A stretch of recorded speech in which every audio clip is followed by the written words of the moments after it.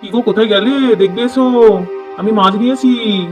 তুমি বলেছিলে কালকে যে রবিবারে এবারে মাছ মাংসটা কম করেই আনবে, কারণ মেয়ের পরীক্ষা ছিল, তাই তো আমি কম করে এনেছি। সেটা আমি দেখেই বুঝে গেছি যে তুমি কত কম মাছ মাংস সব কিনেছো। মানে কি বলবো, আমি আমি কখন রান্না করবো? মানে আমার এইগুলো ধুতে গিয়ে তো আমার আজকে দিনটা কভার হয়ে যাবে।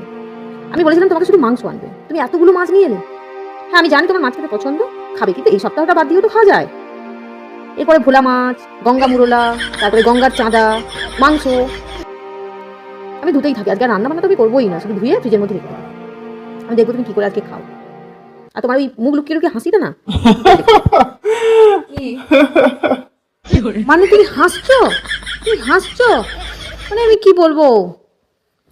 তুমি হাসো হাসো, আসলে আমার তো সর্বনাশ আর তোমার হচ্ছে পৌষ মাস, এরকম একটা ব্যাপার। আমাকে এখন রান্না করতে হবে এতগুলো মাছ মাংস, তাহলে আমার তো কান্না পাবেই, আমার তো মানে বক বক করতে ইচ্ছে হবে, আর তোমার তো হাসতে ইচ্ছে করবে। আর বাজারে মাছ ছিল না, নিয়ে আসতে পারতে।